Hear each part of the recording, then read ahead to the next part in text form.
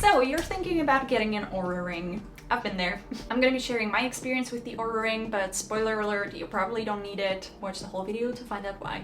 So let's jump straight into it. The main selling point of the Oura Ring is the sleep tracking and also the design, because it looks a lot better than an Apple Watch, for example. Once you decide to get one, you're gonna have to pay a hefty price tag just to get the Oura Ring. I'm pretty sure the Oura Ring is the most expensive smart ring on the market right now. I have to say that the shipping with the Oura Ring was super swift. I live in the Czech Republic, so next day delivery is not really a thing here, but whenever I ordered something from Oura, it was usually with me the next or the second next working day. So that's pretty impressive. But on the other hand, you do pay 15 euros for the shipping, so I would probably be a little bit upset if it took longer than that. Just an FYI, if you're upgrading from a Gen 2 or a Gen 3, then the sizing kit for the Gen 4 is different. The ring is actually a little bit smaller. My old Oura Ring was a size 7 and this is a size 6, so keep that in mind if you're thinking about upgrading. This is the Oura Ring 4. As you can see, it is circular. It has a little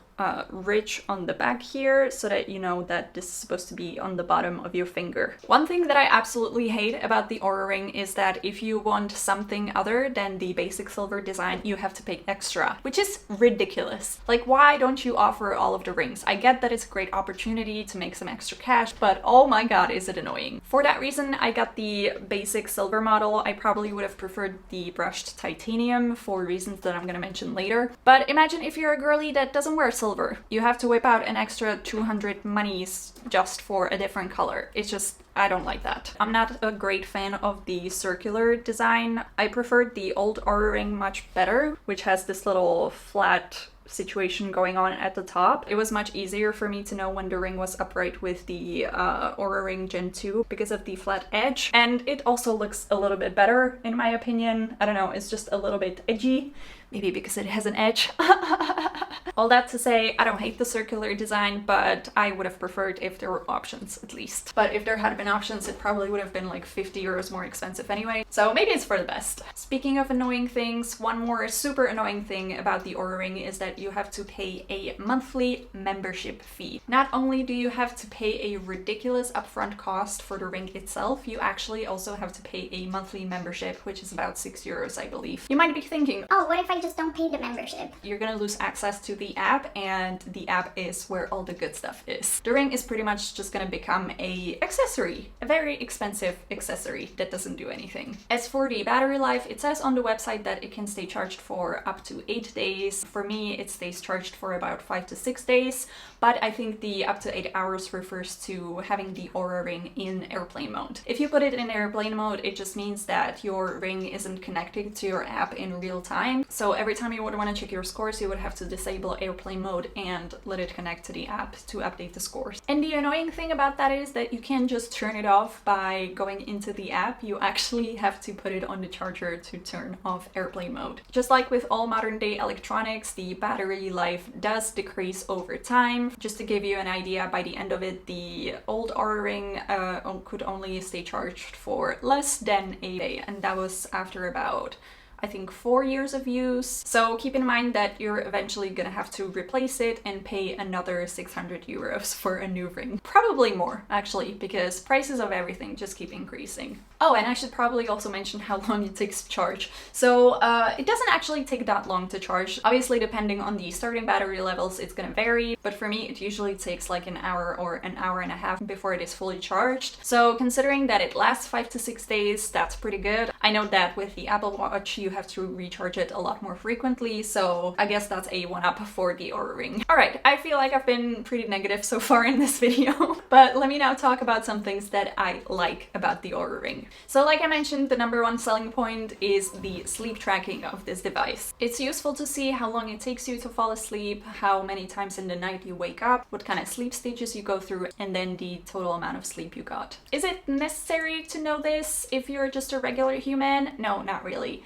Is it nice to know this stuff? Yes. I did do a little bit of a background research into these metrics that the Oura Ring measures, and most of the studies that I looked at said that the Oura Ring was good at measuring sleep onset latency, aka how long it takes you to fall asleep, and also the entire sleep duration and sleep and wake time, but it wasn't as great at predicting sleep stages. If you don't really care about that kind of stuff, that's fine, but if you're like a hardcore athlete who needs restorative sleep to repair muscle, then the Oura Ring's tracking of the sleep cycles is probably not going to be enough for you. What I like about the sleep tracking feature is that over time the Oura Ring can kind of predict your chronotype, which basically just means if you're a morning person or a night owl. And based on that, it can also tell you when would be the best time for you to go to sleep, when would be the best time for you to wake up so that you feel the most refreshed. Next step, stress tracking. If you're someone that wants to control their stress levels or kind of try to figure out what causes them stress so that they can limit it and diminish it,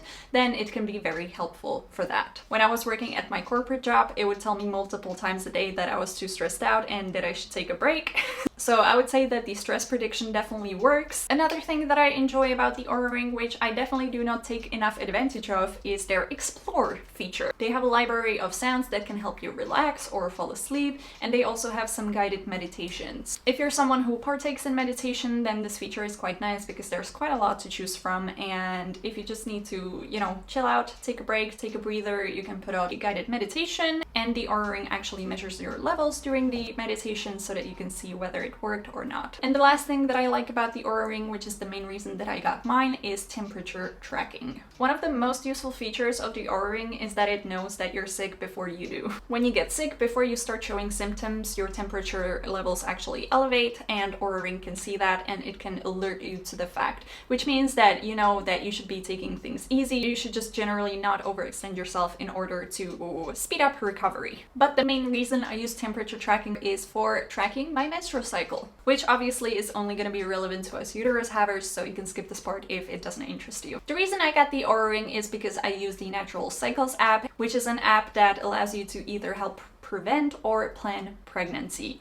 I use it for preventing pregnancy because I don't want kids, no thank you. And I started using the Natural Cycles app because I stopped taking hormonal birth control and I wanted some other sort of prevention method that didn't require pretty much anything that would interfere with my body in any way. The Natural Cycles algorithm uses your basal body temperature to predict your ovulation, and by predicting your ovulation, it can either, like I said, help you prevent pregnancy or plan conception. At first, I used the Natural Cycles app without the Oura Ring. I just used it with the little thermometer that it basically came with. But I found that to be really, really annoying because you need to measure at the same time every day and you need to, most importantly, not forget about it. So that's why I decided to try the Oura Ring, because it not only measures your temperature throughout the day, but most importantly, it automatically syncs the data to the Natural Cycles app so that you don't have to manually put it in. I will say it is a pretty pricey situation when you add up the price of the ring, the price of the ring membership, and then also the price of the Natural Cycles app, which is obviously also subscription based. So it's definitely not the cheapest way to plan or prevent pregnancy, but it's there and it's what works the best for me. I will, however, put a caveat here, which is that I don't know how safe the Natural Cycles app is in terms of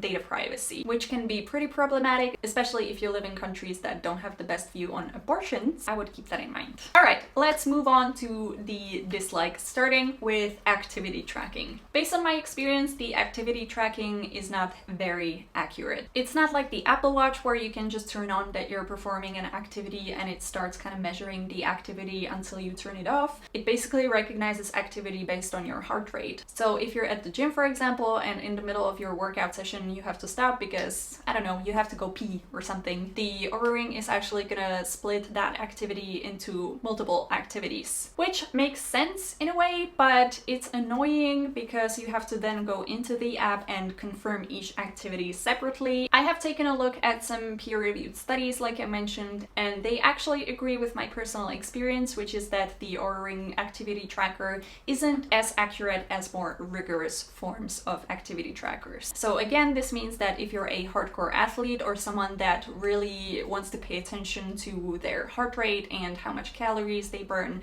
then the Oura Ring is probably not going to be the most accurate for that. Speaking of activity, the Oura Ring can be really uncomfortable to wear during certain activities. I, for example, do a lot of weightlifting, and for certain exercises, the Oura Ring can really get in the way, especially when I use dumbbells or when I do deadlifts with like bigger, heavier weights. It can sometimes get painful to have the ring on, but it also kind of prevents me from having a proper grip on the dumbbell or the barbell. And related to that, you can't wear the ring while weightlifting without it getting scratched. These scratches is something that also really annoys me about the Oura Ring. Like I said, I've had this for about a month and you can already see that it has scratches at the bottom. And I wasn't even wearing this at the gym and weightlifting it with it. This is just from regular use, you know, picking things up, just from doing anything you would normally do. By comparison, the old Oura Ring, which has been used a lot more, as you can see, is a lot more scratched also, especially on the back, because at first I was taking it off for my workout sessions, but then I stopped, so it's especially scratched at the bottom. That's why I would have preferred to get the brushed titanium look if it hadn't been more expensive, because it's gonna get the brushed titanium look anyway, regardless of whether you want it or not. So I do find that a little bit annoying that for the price that you're paying for it, it does get scratched pretty easily. I understand that you have to make it lightweight but also durable, but it's just annoying, okay? It's just annoying, and I think you should know about it. Oh, and since we're already speaking about the ring decaying over time, I have heard numerous stories in Facebook groups from people that got the gold Oura Ring and the color completely faded over time. So in the end, you were left with a kind of silver looking Oura Ring anyway. So if you were maybe thinking about getting the gold variation, I would reconsider that. One way that you can get around the scratches is by purchasing one of these little boys, these little smart ring condoms. I got these on Amazon. They are pretty good if you want to go to the gym and weightlift, but you don't want your ring to scratch. Obviously, it significantly diminishes the aesthetics of the ring, but function over looks, right? I have 3 of these. I just carry one of them in my gym bag, and I've been pretty satisfied with it. So if you're someone that does want to go to the gym to lift weights, but you also don't want your ring to get scratched, then this is a pretty good solution to that. One more thing that I feel a little bit obligated to mention, sometimes knowing less is better than knowing more. Don't get me wrong, it's nice to have so much data available to you, but I feel like sometimes it can do more harm than good. It can make you feel guilty for not sleeping enough, for not exercising enough. Sometimes when I look at my scores and I see that I have a low score, I take it as an excuse to take it easy that day. So it can kind of affect your mindset a little bit. So let's arrive to a conclusion, shall we? Like I mentioned at the beginning, you probably don't need the Oura Ring, unless you're like me and you use it with the Natural Cycles app, which unfortunately currently doesn't have any other alternatives besides the Apple Watch. I do think it's a nice gadget to have, but if you don't need it for your cycle tracking, I would probably opt for one of the cheaper options that A is cheaper and B doesn't require a monthly subscription. When I was first doing my research before getting the Oura Ring, I looked at the Ultra Human, which pretty much has the exact same capabilities except for the Natural Cycles integration. So if you're thinking about getting a smart ring, then I would probably consider that one. Other than that, it is a nice tracker to have, but you do have to keep in mind that it is still meant for commercial use for the day-to-day person. So the tracking, whether that's the sleep tracking or the activity tracking, is not always going to be super accurate like other more rigorous methods, for example. If you have any questions, leave them in the comments below for me. Let me know if you're gonna get the Oura Ring or not, or if you're gonna get a different ring. I would love to hear about it. Thank you so much for watching, and I'll see you here for my next one. Bye!